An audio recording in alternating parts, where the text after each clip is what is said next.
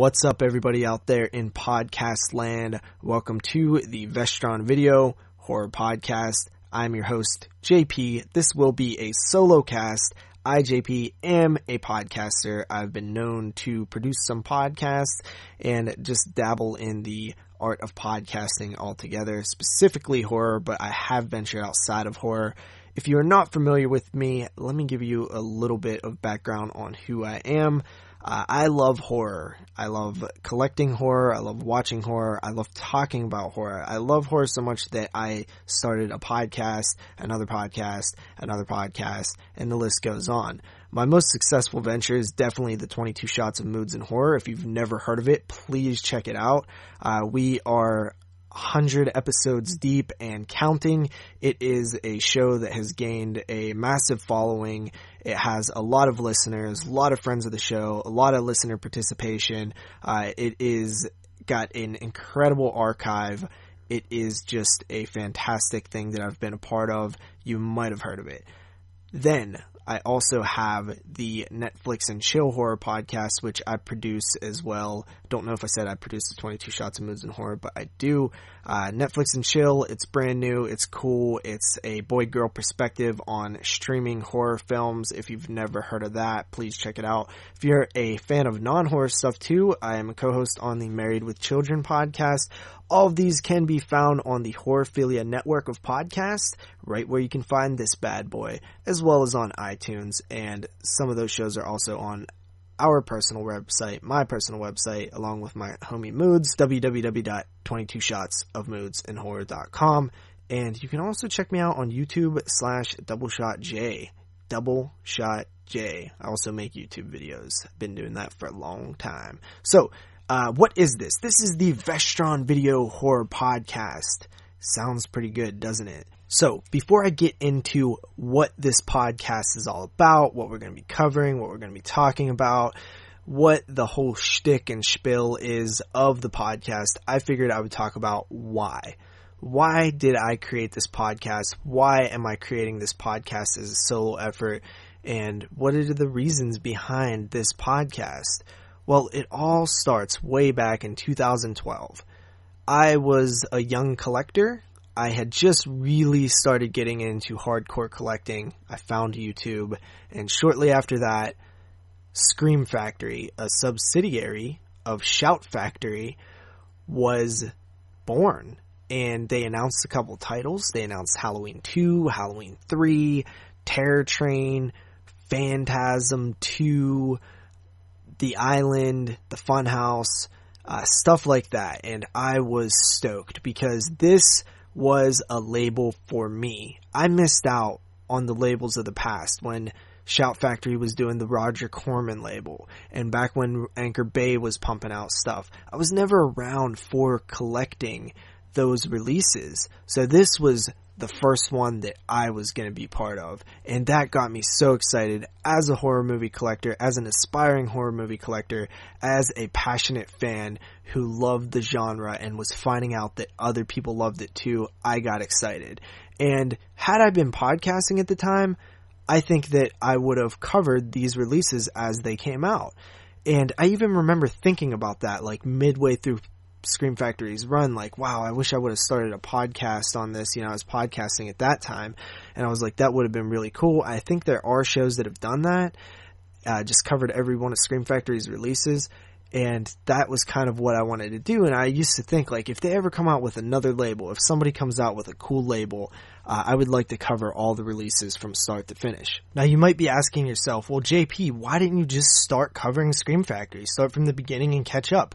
Well, I had thought of that, and I even attempted it in YouTube video form, but it took me way too long to produce the episodes compared to the amount of releases that Scream Factory was pumping out. At this point in time, Scream Factory was releasing 6, 7, 8 titles a month. They were releasing a ton of contemporary films, and honestly, the label just got too busy for me to even keep up on a collecting front, let alone a coverage front. So that just wasn't an option. But I always thought, if somebody out there ever did another cool label along the lines of Scream Factory in the US, I would try to cover those films. Enter 2016, Lionsgate, creates Vestron Video. Their first announcement was Chopping Mall, followed shortly thereafter was Blood Diner. These two releases indicated that this was going to be a line, not only resurrect a dead logo in the Vestron Video moniker, but they had numbered spines, which signifies that it is going to be a line. It is going to be multiple releases on one horror line. And that excited me because I was going to be able to cover it from the beginning. And also, it is Lionsgate. We'll get into that a little bit more later, but just know Lionsgate has a ton of titles that they would not sublicense in their vault. So that got me excited that we were finally going to be able to see a lot of films hit Blu-ray that we wanted for a long time. The excitement did come to a quick halt right after the first announcement of Chopping Mall because my life kind of just got turned upside down. I got really busy. It got really hectic. I just wasn't able to commit to another podcast, let alone my main podcast, 22 Shots of Moods and Horror. It was sort of just all over the place. Everything was going on. It was just a mess. And although I did take a brief step away from podcasting throughout time, I did still have it in the back of my mind that as long as they didn't start pumping out releases left and right, and I didn't get too far behind, I would eventually find a way to cover these films. Flash forward to now, my life schedule has cleared up a bit. I have a few of these releases, and I figure now is the time that I can actually put the energy and focus on these releases to do a podcast. So that is why I am doing this podcast. And now let's get into what this podcast is. This is a solo cast focusing heavily and exclusively on the Vestron Video Collectors series put out by Lionsgate Home Entertainment. Vestron Video was a main subsidiary of Vestron Inc., which was a home video company based in Sanford, Connecticut that was active from the years 1981 to the years 1992. It is considered to have been a pioneer in the home video market. Vestron was founded in 1981 and constructed on the ashes and the library of a company called Time Life Films. The company was responsible for releases of mostly B movies and films from the Canon Films library. The Vestron company also went on to produce and fund their own films, but at the heart of what Vestron is mainly remembered for is their home video releases, where they released tons, and I mean tons, of exploitation, sci-fi, cult, and horror films on VHS that fans still seek out and collect today. Don't believe me? Here's a list of just some of their titles. The Incubus, The Manipulator, Future Kill, Alien Warrior, Pieces, Hard Rock Zombies, Trancers, Splatter University, Blood Diner, Death Weekend, Invaders, Terminal Choice, The Kindred, After the Fall of New York, Too Scared to Scream, The Final Terror, Strange Shadows in an Empty Room, Don't Go in the Woods, Eyes of Fire, Sundown, Savage Streets, Red Heat, Soul Survivor, House by the Cemetery, House on the Edge of the Park, Caged Women, Mutant, Sweet 16, The Retrievers, The Company of Wolves, Last House on the Left, Curtains, Burial Ground, Night of the Zombies, The Incredible Melting Man, Dolls, Vendetta, The Devil's Gift, Rocktober Blood, Slaughter High, Squirm, Death Warmed Up, Kill Point, Amityville 3D, 976 Evil 2, Stranger's Paradise, The Black Room, The Power, Island Claws, Rawhead Rex, Don't Open Till Christmas, The Mutilator, The Last Hunter, From Beyond, The Changeling, Class of 1999, Impulse, Picnic at Hanging Rock, Ghoulies, Ghoulies 2, Ghoulies 3, Life Force, The Unholy, Waxwork, Waxwork 2, The Food of the Gods, Scream, Blood-Sucking Freaks, They Came From Within, The Evictors, Godsend, The Lair of the White Worm, Reanimator, The Monster Squad, Chud 2, Up From the Depths, The Hills Have Eyes, The Craving, Tentacles, Jack the Ripper, Transmutations, Mad Max, Scream and Die. That was just a small sample of the hundreds and hundreds of horror films that were released under the Vestron Video label.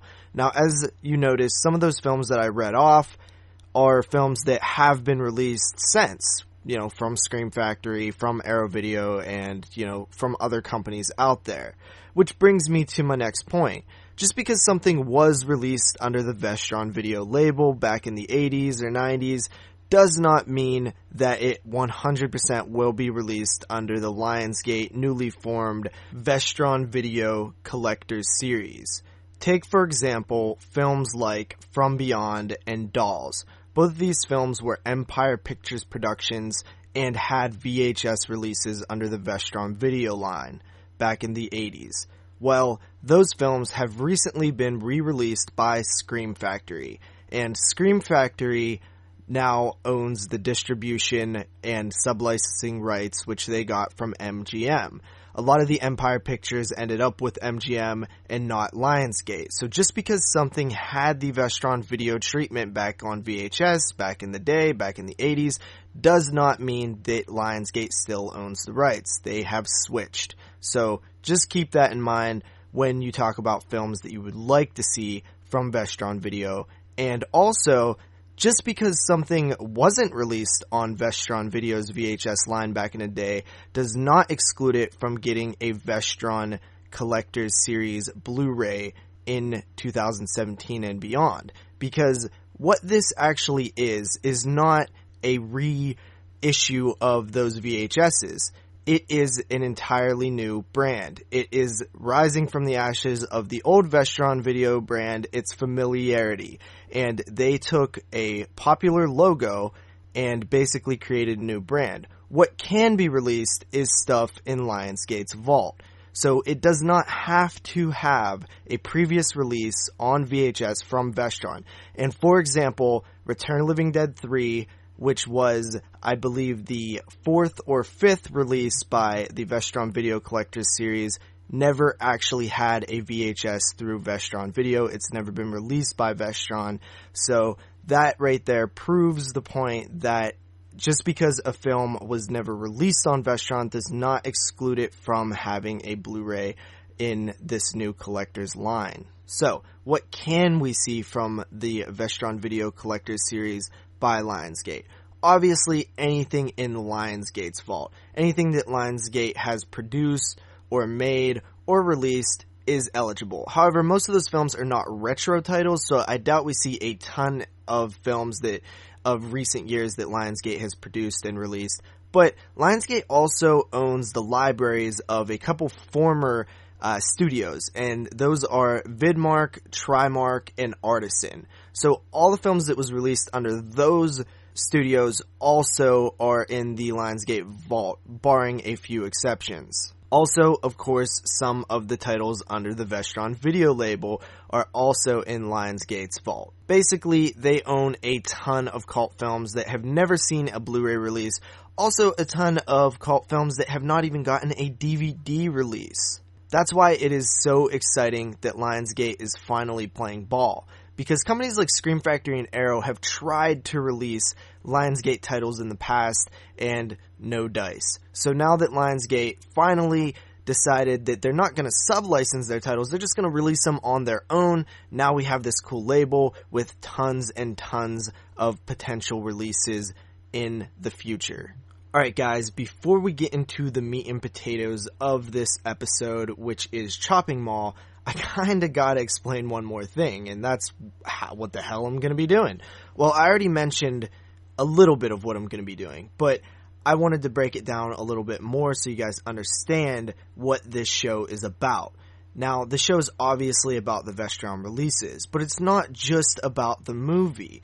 It's about the release. So I'm gonna be breaking down these releases as in-depth as possible. Everything from starting with the presentation and the packaging to video menus, the film itself, audio and video, special features, and anything else I could think of. That is the point of this, to be as in-depth as possible. So, if you've heard me in the past, I do certain kind of reviews called A Closer Look At, which I review the special features. So that's going to be kind of what this is, and hopefully a little bit more even. Alright guys, so before I get into Chopping Mall, I wanted to give my very first impressions on this line, and also kind of mention that at the time of me recording this, there are actually 9 releases that have either been released or are slated for an upcoming release within the next couple months, so I got a lot of catching up to do, guys. Now, my first impressions of this line, when they were first announced, they announced Chopping Mall, and then shortly after that, they announced Blood Diner. I gotta say, I love the look of keeping the old artwork. So now we've seen with companies like Scream Factory and Arrow Video, there are a lot of newly commissioned artwork, and it was really cool at first, but I think it's kind of played out now, and I almost want a return to form with just the original artwork from the release, with a few variables. So I like that they kept the original artwork on the announcements of the release. The slipcovers were numbered, which is also very cool because it makes them more collectible, but it also has a negative in that if you want to collect the line, you can't really not get a release if you want to see them look cool on the shelf with all the numbers. It's definitely an incentive for people to buy all of the releases, which can be frustrating for certain collectors, but I actually happen to like it as long as they don't flood the marketplace with release after release after release to where it's really, really hard to realistically keep up, which is definitely my biggest fear when it comes to collecting a line, that all of a sudden releases will come at a high pace, 5, 6, 7 releases a month is just way too many. Right now, they're keeping it to 1 to 2 releases a month, which is exactly what I think it should be, and that makes me, feel a little bit more comfortable, but the company is still very young, so we'll see how it goes. Another huge thing that I noticed right away was the amount of special features that were included on the very first release, and I was really happy about that because I love special features, and I think when you're charging a high price for a release, a collector's edition, it needs to have a lot of special features in order for a collector to want to grab it. It's a very big negative of mine if a release is, $26 and it has 2 special features. It's just not worth it. You have to give the collector a reason to spend that kind of money. The last thing that I noticed was definitely sort of a negative in my first impressions, and that was the price point. I think these things were under pre-order for around $30. It eventually went down to about $26, and finally you were able to get them, depending on if you struck while a deal was hot, for about $22, $23, and I've seen some people get them as low as $20, which is awesome that happened, but at the same time, starting that high to begin with is kind of madness. And if there's one huge negative that I took away from this line in general, is that the price point is still a little too steep. And those were my first impressions. Now let's get into the very first release. It has the number 1 on the spine. It is Chopping Mall from the year 1986. It was released on Blu-ray over the summer of 2016. That is September 27th of the year 2016. And when I got this release in my hands, I was thinking, wow, this is a really, really nice cover. I really like the slipcover that they chose. They have the nice border at the top. It's silver, it's simple, and it has the Vestron video logo, but it adds that nice line look to it. Of course, they have the original theatrical art, which is the robot hand with the shopping bag that says Chopping Mall, where shopping costs you an arm and a leg. The tagline is on it. I will say that this slipcover is very glossy. Now, certain people do not like these style of slipcovers because the glossy slipcovers show fingerprints very easy. That never really bothered me.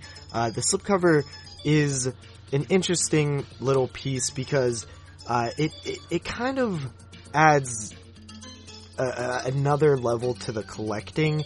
People obsess over the slipcovers, and I do as well, if I'm being honest. Once you have films on a shelf, and their spine is sticking out, and you have 3 with a slipcover, 1 without one, and then another 3 with a slipcover, it just looks ugly. So that is a tactic that these companies use where they only print the slipcovers for a certain amount of time, and then they make it very hard to find them with slipcovers. Scalpers take advantage of this, sell them on eBay, things like that. So the slipcover debate is an entire debate in itself. It definitely sort of pushes the collector to grab the release within the first couple months so that they ensure themselves in getting a slipcover. But if you ask my boy Moods, sometimes that doesn't even work and you still get screwed out of the slipcover. Man, I hate the slipcover debate, but it is there, so I did feel like I should mention it. And on the inside, it actually is one of those eco-friendly cases, which I know people hate. And when you spend the amount of money that you do on these releases, you do expect that the release is a little more sturdy. People have told me horror stories of the eco-friendly case actually being easy to puncture and holes rip between the hole in the eco-friendly case, the little recycle logo, and the paper and the plastic get pushed through. Just not very good stuff at all. I really hope Lionsgate decides to abandon the eco-friendly case and go for something a little more sturdy. Let's keep the eco-friendly cases for cheap releases, but when you have a premium product, let's get a little hard case that's a little more durable up in there. So that is a negative right away. And also, this is actually only a Blu-ray. It is not a Blu-ray DVD combo, which is interesting considering there are so many Blu-ray DVD combos now that you think that you almost expect it at times, and it's always interesting when it's just the Blu-ray. The cover art on the disc is that it is the same as the cover art on the slipcover and the insert. So when you pop in the Blu-ray, you get a cool little Vestron video logo, the newly designed logo, which is like these mechanical arms putting it together, and some cool music and stuff. Very nostalgic, very cool to see that logo reborn. And then you get to the menu itself. It's kind of a basic menu. It has clips from the movie with the score of the film playing in the background, and at the bottom of the screen is the actual menu. You know, similar stuff. Play movie, scene selection, special features, setup, stuff like that. Nothing too different there, but you know, it has a little sound effect when you move the cursor, so that's pretty cool. Oh, one other thing that I wanted to mention about the menu is that the setup menu is actually not where the commentaries are listed, which is not what I'm used to. Most of the time you go into setup to play your commentaries, but they're actually listed under the special features tab on this release. Definitely not a complaint, just something of note. Also, when you select the commentaries, you will see the first 2, and then the third one actually has 2004 in parentheses, which indicates that it is an old commentary, which I actually really like. I wish more releases would tell you, oh, this is a archive special feature that we ported over by having the year in parentheses. So big nod to Vestron for that. Now let's get into the review. We have Chopping Mall 1986 with a tagline of "Where shopping costs you an arm and a leg." They broke into the mall for the wildest all-night party of their lives. They're dead meat. But you're never alone in the Chopping Mall. What's that? Robot Man.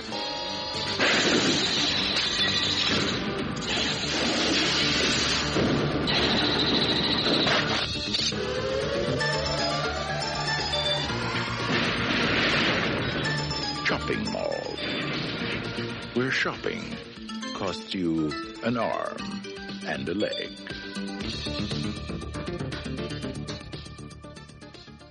So the storyline, courtesy of IMDb, a group of teenagers that work at the mall all get together for a late night party in one of the stores. When the mall goes on lockdown, before they can get out, the robot security system activates after a malfunction and goes on a killing spree. One by one, the 3 bots try to rid the mall of the intruders. The only weapons the kids can use are the supplies in the other stores, or if they can make it till morning when the mall opens back up. Something about the IMDb descriptions always sound weird at some point in the description. Anyway, that's what we're rolling with. Let me get into my thoughts on the film. I love that this film is set in a shopping mall. I think it's so cool. There's not enough horror films set in malls, and I would do anything to get more films set in malls. And this film is a very low budget sort of B movie, and it definitely has that B movie feel, but because it's set in a mall, I think it definitely elevates the film to a different level because it feels bigger than it actually is. And I like that about it. It's a very charming movie. The characters are very likable and fun, even though they are sort of written one-dimensional for the most part, giving a few exceptions to a few characters. But for the most part, they are one-dimensional, and they are being picked off one by one in ridiculous ways. And the whole concept of this film is very ridiculous, with the Killbots coming to life, and you know, the very idea that they would have these robots, advanced technology in a shopping mall to sort of be the security guards is kind of ridiculous. It's also ridiculous that they get hit by lightning and it causes them to malfunction and go on killing sprees. It's ridiculous that these robots have the power to kill people and have lasers and stuff. It's just a whole bunch of ridiculous, and if you can accept it, you can enjoy it, but it does sort of hinder the film a little bit in terms of just kind of dumb. It's kind of dumb at times, which I'm okay with, but it's not gonna be a super highly rated film of mine. I like the mall setting. It's just one of the coolest settings in the world. I love looking at the different stores, and it just sort of has a hypeness to it. It's also ridiculous that the mall is able to be stayed in overnight by these teenagers. There's a whole lot of ridiculousness going on in this film, and I think it does hurt it, but it doesn't hurt it to the point that it kills the film. There are really cool kills in this film. There's a cool little cameo by Dick Miller. It's a very fast-paced film, a lot of action going on. The film only runs 76 minutes, so it goes by super fast. It's fun to follow the characters. There's some, you know, really, really funny moments in this film, you know, unintentionally funny and intentionally funny moments in the film. There's nudity. It definitely is a fun little romp, but some people do consider it a slasher film because the characters get picked off one by one in sort of, you know, unique kills type of ways. I've never actually considered this film a slasher film. I do think it has some of the slasher tropes, such as the characters being picked off one by one, and some sort of, you know, certain elements that lend to future slasher films and past slasher films, but I think that they're very minimal, and I think the tropes are just very little, and not enough to really call it a slasher film. The fact that they are robots and you know, it just doesn't feel like a slasher film to me, but that's my own opinion. Chopping Mall is a very fun movie, however, that does not make it a very great movie. There's a lot of silliness going on in this film, a lot of suspending your disbelief, a lot of ridiculousness, as some of which I've mentioned, but there's even more that I didn't mention, and I think that kind of hurts the film a little bit. Some people will say, well, that's the charm, and that's what actually helps the film. Maybe to you, not to me. I do really like this movie, but I don't consider it a great movie, and that's why I'm going to have to give it a 6.5 out of 10, so that's a 6.5 out of 10, still a respectable rating. It's a very fun movie, and I like it. It's just not a great movie. Alright, for special features, we have audio commentaries, one with director co-writer Jim Wynorski, actress Kelly Maroney, and co-writer / second unit director Steve Mitchell. The second commentary features historian and author Nathaniel Thompson of Mondo Video and Ryan Turek of Shock 2 Drop. The third commentary features director co-writer Jim Wynorski and co-writer / second unit director Steve Mitchell. It also features an isolated score track and a trailer, as well as featurettes Back to the Mall, Chopping Mall, The Killbots, Scoring Chopping Mall, The Robot Speaks, The Lost Scene, Army of One, and Chopping Mall Creating the Killbots. So the first thing I checked out was the first of, count 'em, 3 audio commentaries. The first one was with director and co-writer Jim Wynorski, actress Kelly Maroney, and co-writer / second unit director Steve Mitchell. This commentary was a lot of fun, but it was one of those technical commentaries. It seemed like they pointed out a lot of the technical aspects of the film. They did get a little bit into the pre-production and post-production, a lot of the relationships between everybody, a lot of reminiscing on the fact that this film that they didn't really think much of has went on to be a huge cult hit, and, you know, talk about conventions and the different love that this film has received over the years, as well as the people involved with the film. Just sort of more of a lighthearted commentary with a bit of technical analysis of the film. I learned a little bit. I did not know that Angus Scrimm was actually a member in the group of people that was receiving the security robot demonstration. He just has a little cameo. He doesn't, I'm not even sure if he has a speaking line, but he's there, and I learned that about the film. I also just learned that the robots were not metal at all. They were, plastic and different aspects. I never really realized that the robots all sort of had personalities, and the actress Kelly Maroney actually pointed that out. That she thought that they had different personalities, which kind of added a different perspective to the film that I never thought of. I guess subconsciously I might have knew that, but she pointed it out. Really definitely made me see the robots in a slightly more elevated and depthful type of way. So yeah, this commentary was pretty solid. Nothing mind-blowing. I didn't learn a ton, but it was definitely a cool commentary. The second of the 3 audio commentaries features historian and authors Nathaniel Thompson of Mondo Video and Ryan Turk, formerly of Shock to Drop, now an executive at Blumhouse. This commentary is really a fan commentary. It's a perspective of people who were not in the film, who have no stock in the film, just talking about why they love the film.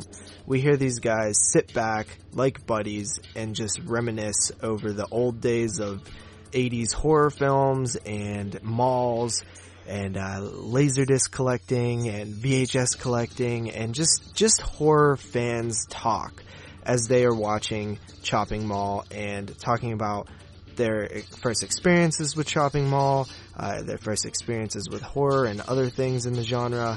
Just a really, really neat commentary. Nothing mind-blowing, not a whole lot of facts in this one. They talk a lot about malls and their significance in films and lack thereof in present day. The commentary is not that of what you would expect out of a commentary in which it was suggested that it was a film historian doing the commentary, because they don't really get into the history of the film too much.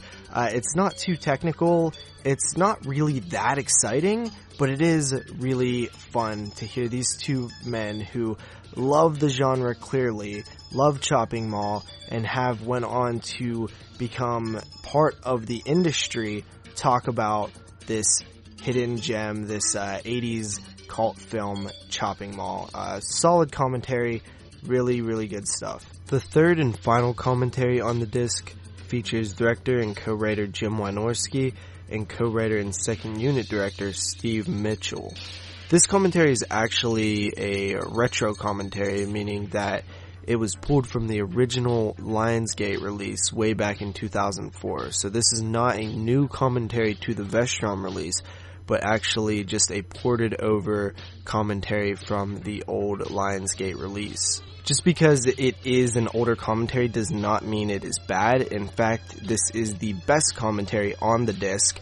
It is very similar to the first commentary. There are a lot of overlaps, but that's to be expected because they are talking about the same film. So you're going to have shared stories, but I feel like the stories in this commentary, they elaborate on a little bit more. It's less jumbled and all over the place and more specific. As the film goes along, they point out the backstory behind the scene, shooting it, the thought process of going into the scene, different things like that. But it's not only that either. They don't just focus on, well, then she walks into the room and then she goes out of this room. Like that's not what they're doing here. They're having fun with it. They're looking at the film and talking about their thought process as a filmmaker, but they're also having fun with what's happening on screen, telling behind the scenes stories. There's a story where they talk about the production of the film and how it came together in probably about 2 weeks, from nothing to greenlit in 2 weeks. You know, they basically was going to make a Phantom of the Mall film, and then they decided, like, nah, that's really not what we want to do. So it was like, hey, what about robots? And then they just rolled with it. That was a really cool story. Also heard how Jim Wynorski broke one of his ribs trying to do a stunt just for the hell of it because he wanted to try it. Didn't really tell anybody. There's a lot of backstory in this one. And honestly, both commentaries, the first commentary and this one, are very similar. But this one is just more focused, and it's probably the better commentary to listen to. You'll get pretty much the same stories, but this one is just a little bit better. So if you are going to listen to one commentary on the disc, I do recommend going with the third commentary, because it is probably the best one. The next feature is a isolated score track. Now, I have heard of an isolated score track before, but I've never really noticed them or actually seen them on a disc as a special feature. But apparently, it's when you play the movie without any dialogue or effects noises, and it's all just score. Now, I'm not exactly sure why somebody would want to listen to that or watch the movie that way. I could understand why people would want to listen to the music, but I don't really understand why people would want to watch the movie that way. I watched probably a half hour of it, and it just seemed very, very mundane and kind of pointless to me. I don't want to hate on it too much, but it really is just listening to the music and then not. And that's my biggest beef with an isolated score track, I guess especially for Chopping Mall, is that there's so many moments where there's no score, so you're just watching a silent movie at that point that is not a silent movie. I would have much rather preferred like a soundtrack or something as, you know, a disc or even just on the DVD than an isolated score track. I don't really get them. Maybe some people out there do understand them and do like them. I guess it's a cool little bonus considering it doesn't really take up much space and it's like extra. But I say skip that as a feature. First up for the featurettes, we have Back to the Mall. It runs 26 minutes and 29 seconds. It is about 25 minutes without credits. Basically your standard tell-all style interviews where the cast and crew talk about their experiences with the film and their experiences after the film, and it's all intertwined with clips of the movie, typically the stuff they're talking about. And yeah, it's really cool, you know. I love seeing these featurettes where you have this cast and crew years and years later, you know, present day, talking about a film they made back in 1986 and how it affected their lives. And it's always cool to just hear the behind the scenes stories. And we get a lot of the early stuff, you know, the initial writing phase of the film, Wynorski and Mitchell talking about how they had their relationship, how it was bittersweet at times. You know, they would clash heads, but then they'd be real cool and they'd work it out and stuff, which is always cool. You can see that definitely everybody in this film had a ton of fun making the film. And, you know, it's cool to see them reflect on, you know, the filming and just their favorite moments of the film. The film was initially called Robot. You know, they changed the title to Chopping Mall, which is a much better title. They talk about, you know, the different experiences they have with fans and how the film has really become a cult film and all the different experiences they've had with receiving you know, fan mail and conventions that they appeared at, screenings that they appeared at, things like that. It's just, you know, very, very cool, and it makes you feel good that a film like this, you know, a dead teenager movie could, you know, impact their lives that significantly. A movie that they probably thought would just be, you know, something that they made and then it would go away. Kelly Maroney, who played Allison, actually looks really good. She looks better now than she did in the original film, in my opinion. You know, they didn't have a casting director on this film. They did the casting themselves, Wynorski and stuff. So that's pretty cool that they got all these people, because these people really are cool. Of course, the legendary Barbara Crampton, but one person that they didn't get to talk to for this interview was Suzy Slater, who I was probably most interested in hearing about. She was in Savage Streets, and she has, an iconic nude scene in this film, and probably just the character that I find the coolest, I guess, the one that I'm most interested in. She didn't get to talk at all, but they did talk a lot about their nude scenes, both from the male perspective of doing the sex scenes and the female perspective of being nude, which is always super uncomfortable. Just a really fun featurette. I highly recommend checking out this featurette. It's exactly what you would want out of a look back at Chopping Mall, Back to the Mall. Next up is a featurette titled Chopping Mall, which runs 8 minutes and 19 seconds. It features an interview with editor Leslie Rosenthal, and also secondary interviews by Jim Wynorski and Stephen Mitchell. This is sort of a reflection on how the film was put together. Not so much in the actual editing technical aspect of the film, but more just how the film came together. They do touch briefly on editing the head explosion scene, what they dub as the second greatest head explosion in movie history, next to, of course, David Cronenberg's Scanners.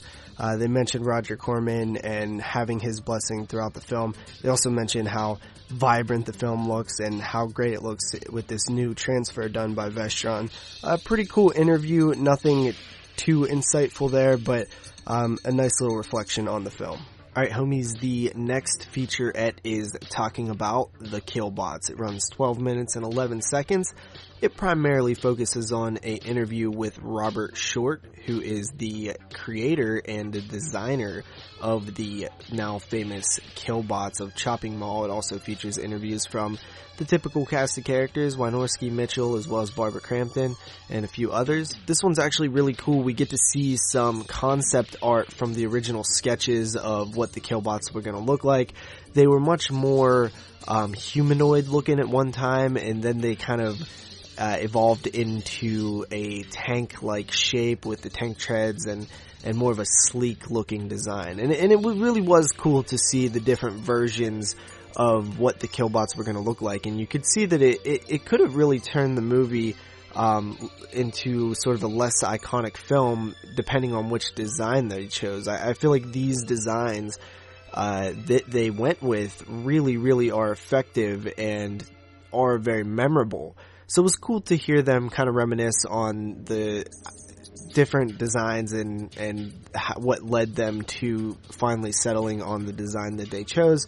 He doesn't actually talk much about how he made the Killbots, which I would have actually liked. I do know that they're made out of like a plastic material from the Commentaries, but I would have liked if they sort of went in and described how they actually put them together. They also go into how they operated, and from the sound of it, they operated perfect. They really weren't an issue throughout the entire film. They did exactly what they needed them to do.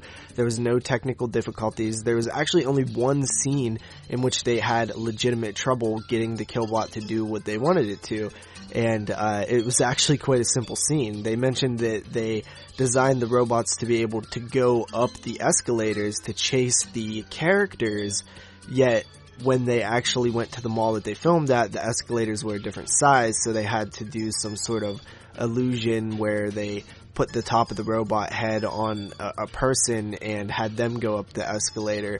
And it still turns out and looks good in the film, and you don't even notice that that's what's going on. So just, guerrilla filmmaking at its best. Some things just don't work, and then you just find a way to make them work. I love stuff like that. They also briefly get into the idea that each of these robots kind of have different personalities. So maybe would have liked to see them expand on that a little bit more. But that was actually just a really cool featurette there to just hear and see the early designs of these Killbots. The next featurette is Scoring Chopping Mall. It runs 11 minutes and 4 seconds. This one is a interview with Chuck Serino, who is the producer and musician behind Chopping Mall's score. He created the music. It also features interviews by Jim Wynorski, Steve Mitchell, as well as a few others, but it mainly focuses on Sereno and his music. Really kind of not really my cup of tea, honestly, if I'm being honest, guys. I've never really cared too much about hearing how the music was made, because I just don't get music. I don't really know much about it. I like it, and I like the Chopping Mall score, and it's kind of interesting to hear him talk about it, but it's just not something that I've ever been really fascinated in. It's an okay little watch if you're into scores and stuff like that. Check it out. It was cool to hear where the influences for the score came from, kind of like the showdown theme of spaghetti westerns and stuff like that. So, kind of neat. The next little featurette, and when I say little, I mean little, is The Robot Speaks, and it runs 2 minutes and 12 seconds. It features Steve Mitchell as he asks one of the Killbots a couple of questions. And the Killbot is voiced by Jim Wynorski. Of course, Jim Wynorski voiced the Killbots in the original film, so it's kind of a neat little throwback. It wasn't very funny, if you ask me personally. I didn't laugh at all, but it was cool. You know, it's silly and cheesy and badly produced, but it's a fun little bonus, and I'm actually happy that they threw this on the disc as just a cool little nod to the fans. The next little featurette is The Lost Scene. It runs 3 minutes and 1 second. It features Jim Wynorski and Steve Mitchell describing a scene that was written for the film. It was in the original script, but it actually was never shot. And it follows two mall employees as they are trying to sneak a horse into the mall and potentially eat it, is what I got from the description there. It is kind of funny that they never filmed this. Roger Corman produced this film, paying for a horse for that little scene. It just didn't seem like something he would go for, so they never actually went through with the scene. But we actually do get to see, after they talk about the scene, we get to see the section of the script. It scrolls across the screen so you can actually read it. And that's actually just really cool, you know? It's just cool for fans of this movie, like super diehard fans of this movie. They want to know all this information. They want to hear about everything that wasn't done and all the cool little details and stuff. If you're just a casual fan, you might not find it that interesting, but even me as a casual fan, I did find it pretty interesting, and super fans will eat stuff up like this, so really cool stuff. The last newly produced featurette is titled Army of One, which runs 6 minutes and 1 second. This featurette interviews Carl Simpson of Long Island, who shares his collection and passion and love for Chopping Mall. He actually owns a lot of cool pieces. He owns the last surviving working Killbot, which kind of confused me because I thought in the commentary, one of the commentaries, the director said that the Killbots have been destroyed, like weather destroyed them or something like that. So it was interesting to see that the Killbot is still intact, and it's in this guy's garage. So that's really cool. It does not operate, but the arms work and things like that. It's intact. He also shares some lobby cards, and he has the only existing poster when the film was called Killbots and not Chopping Mall. He also has a film slate that was signed by all the cast and crew, Roger Corman included. Just a really goddamn cool special feature. Like, I wish that more Blu-ray releases would have more fan participation. Now, this guy seems to be a little bit more like he's in the in, because it seems like he actually knows Jim Wynorski. But I would love to see more fan submissions for special editions, because one, it costs no money. It costs no money at all to get fan submission. Now, if you want to film it with, you know, good cameras and your own setup, then yeah, I mean, you might have to fly them out or fly to them, but for the most part, as a little bonus feature, having fans show off their collection or how much they are a fan of a certain movie, I think that's something we should see a little bit more involved in the special features of Blu-rays. I think that'd be really cool. But this is a neat little feature. It's probably one of my favorites on the disc, just because it's kind of a neat look at the whole point of this this thing here, and that is it's a collector. It's a collector's edition. It's for the fans. So why not have something that represents the fans in this release? And there is actually one more featurette on the disc, but it is not a newly produced featurette. It is titled Chopping Mall Creating the Killbots. It runs 15 minutes and 41 seconds. It is actually ported over from the last release, which was the DVD release from way back in yesteryear. And this one is just a 15-minute interview session of Wynorski and Mitchell, and they have Robert Short, who created the robots, and they just talk about the film. I mean, most of this stuff you kind of know by now if you watched all the other featurettes, and the commentaries, they go over the same stuff again here.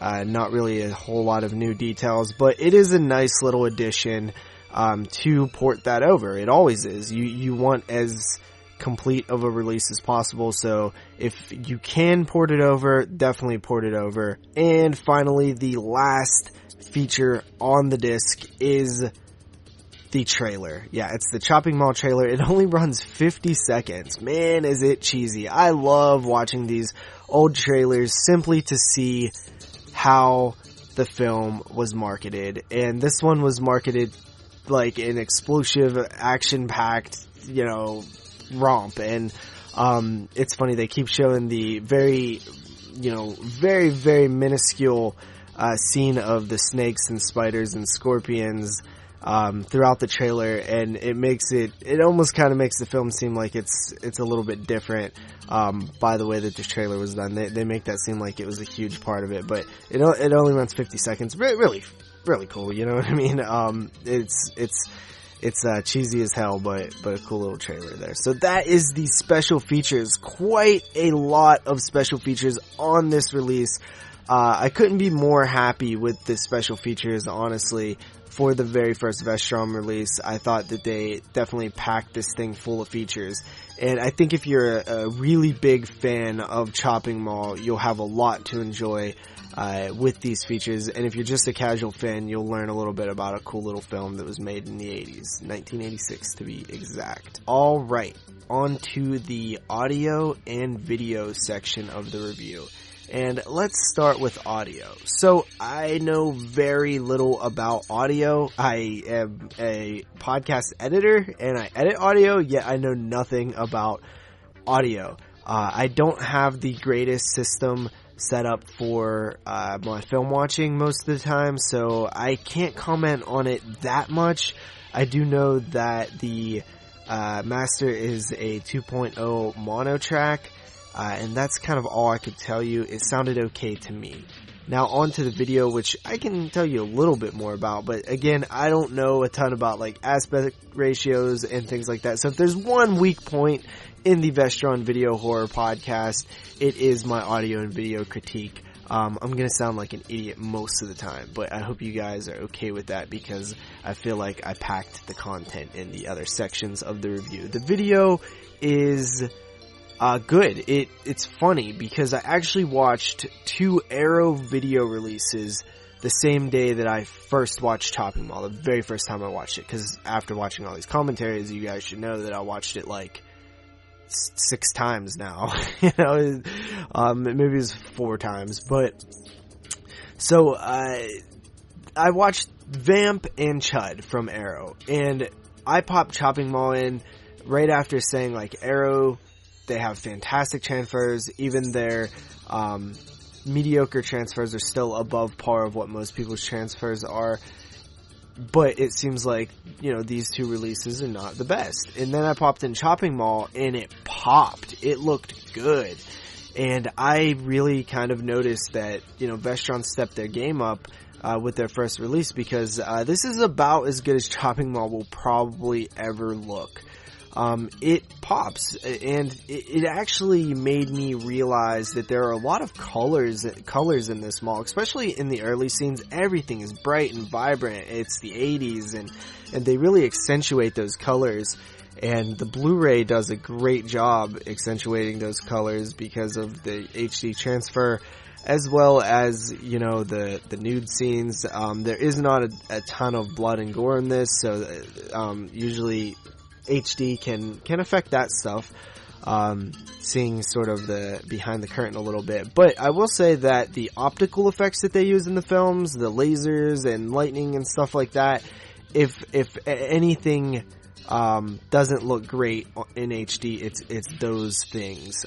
They look kind of clunky at times. So with that said, I still think it's a solid transfer. I was very happy with the transfer that was used for the Chopping Mall Blu-ray. Alright guys, it is time to wrap it up, and with all of that said, I hope you guys very much enjoyed the debut episode of the Vestron Video Horror Podcast. Of course, we tackled Chopping Mall, #1 on the spine, which had a home video release of September 27th, 2016. The original distributor was that of Concord Pictures.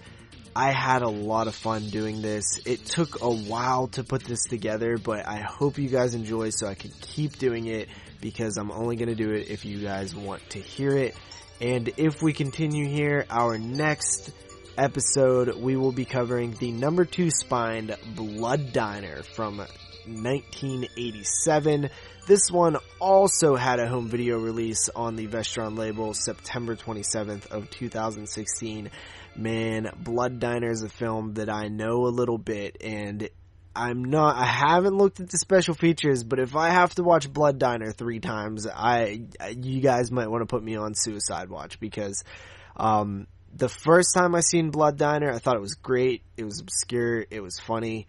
The second time I watched Blood Diner, I was like, this is boring and not very funny. So let's see how I think of Blood Diner going into it on Blu-ray. So I'll see you guys next time. Thank you for joining me. I'm JP. You can check out all of my other shows, and please support the Vestron Video label. Thank you.